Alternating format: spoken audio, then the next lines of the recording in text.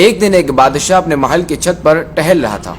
ٹہلتے ٹہلتے اس کی نظر محل کے قریب گھر کی چھت پر پڑی، جس پر ایک بہت خوبصورت عورت کپڑے سکھا رہی تھی۔ بادشاہ نے اپنے ایک کنیز کو بلا کر پوچھا، یہ کس کی بیوی ہے؟ اس کنیز نے کہا، بادشاہ سلامت، یہ آپ کے غلام فیروز کی بیوی ہے۔ بادشاہ نے اسی وقت فیروز کو بلایا۔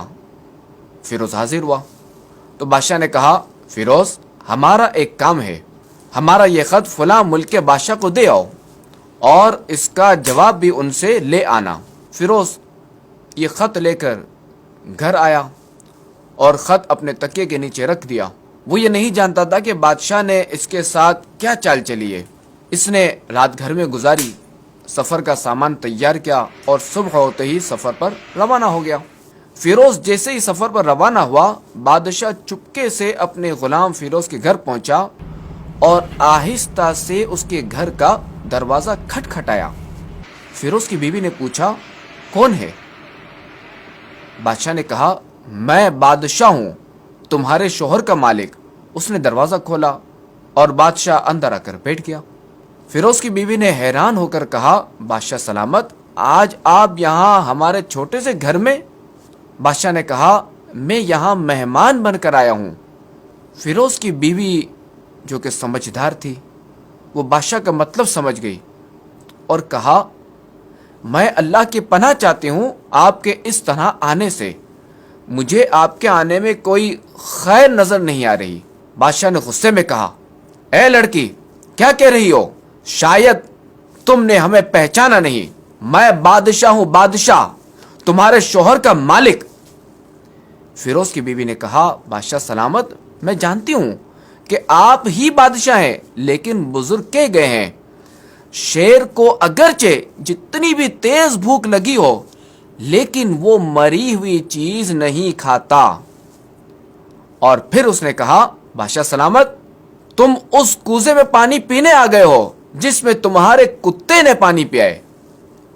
بادشاہ اس سمجھدار اور با حیا عورت کی باتوں سے بڑا شرمسار ہوا اور اسے چھوڑ کر واپس چلا گیا، لیکن اپنے چپل وہیں پر بھول گیا۔ ادھر فیروز کو آدھے راستے میں یاد آیا کہ جو خط بادشاہ نے اسے دیا تھا وہ تو میں تکیے کے نیچے رکھایا ہوں۔ اس نے اپنے گھوڑے کو تیزی سے واپس موڑا اور اپنے گھر کی طرف لپکا تاکہ وہ خط لے سکے۔ فیروز جیسے ہی اپنے گھر پہنچا تو تکیے کے نیچے سے یہ خط نکالتے وقت اس کی نظر پلنگ کے نیچے پڑے ہوئے بادشاہ کی چپل پر پڑی۔ فیروز کا سر چکرا کر رہ گیا اور وہ سمجھ گیا کہ بادشاہ نے اس کو سفر پر صرف اس لیے بھیجا تھا تاکہ وہ اپنا مطلب پورا کر سکے۔ فیروز کسی کو کچھ بتائے بغیر چپ چاپ گھر سے خط لے کر نکلا اور چل پڑا، اور کام ختم کرنے کے بعد بادشاہ کے پاس واپس آیا تو بادشاہ نے اسے انعام کے طور پر 100 دینار دیے۔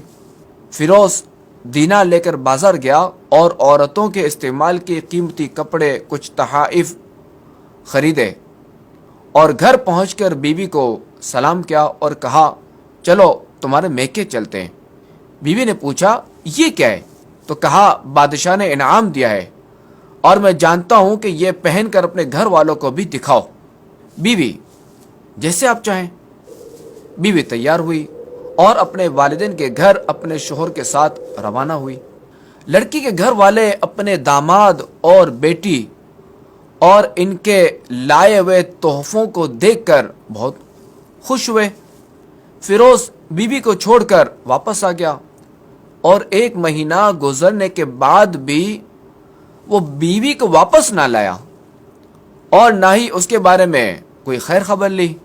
اور پھر کچھ دن کے بعد اس کی بیوی کے بھائی اس سے ملنے آئے اور اس سے پوچھا، کیا آپ ہماری بہن سے غصے میں ہیں اور کیا ناراض ہیں؟ اگر ہاں تو اس کی وجہ بتائیں، یا پھر ہم آپ کو عدالت میں لے جائیں گے اور قاضی کے سامنے پیش کریں گے۔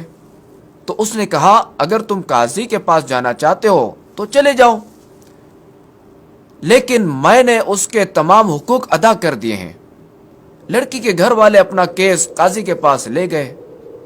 قاضی اتفاق سے اس وقت بادشاہ کے پاس بیٹھا ہوا تھا تو قاضی نے فیروز کو بلایا۔ لڑکی کے بھائیوں نے کہا، اللہ کریم بادشاہ سلامت اور قاضی القضا کو سلامت رکھے۔ اور پھر جو ہے وہ لڑکی کے بھائیوں نے اپنا مقدمہ قاضی کے روبرو پیش کیا۔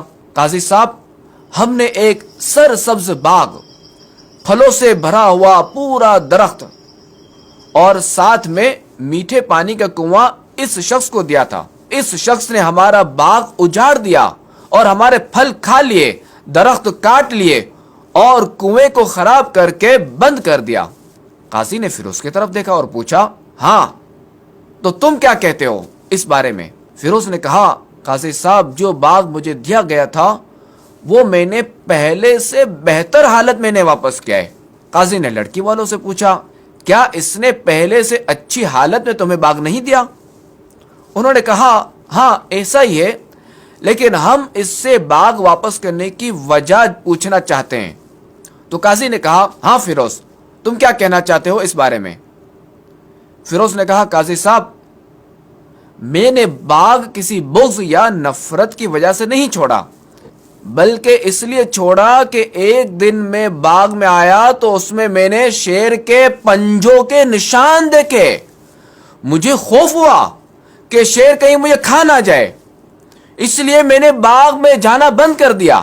بادشاہ جو ٹیک لگا کر یہ سب کچھ سن رہا تھا، اب صحیح ہو کر بیٹھ گیا اور کہا، فیروز، اپنے باغ میں اطمینان سے جاؤ، واللہ اس میں کوئی شک نہیں کہ شیر تمہارے باغ آیا تھا، لیکن وہ وہاں پر نہ تو کوئی اثر چھوڑ سکا، نہ اس باغ کا کوئی پتا توڑ سکا اور نہ ہی کوئی پھل کھا سکا، اور وہ شیر وہاں پر تھوڑی دیر رکا تھا اور پھر مایوس ہو کر لوٹ گیا تھا۔ اور خدا کی قسم، تمہارے باغ کے آس پاس جتنی مضبوط دیواریں میں نے دیکھی، ایسی دیواریں کہیں نہیں دیکھی۔ یہ بات سن کر فیروز اپنے گھر لوٹ آیا اور اپنی بیوی کو بھی واپس لے لیا۔ دیکھا آپ نے، نہ تو قاضی کو اور نہ ہی کسی اور کو پتا چلا کہ اصل ماجرا کیا ہے۔ اور اس مختصر واقعے سے سبق یہ ملتا ہے کہ اپنے گھروں کے راز کسی پر ظاہر نہ ہونے دو۔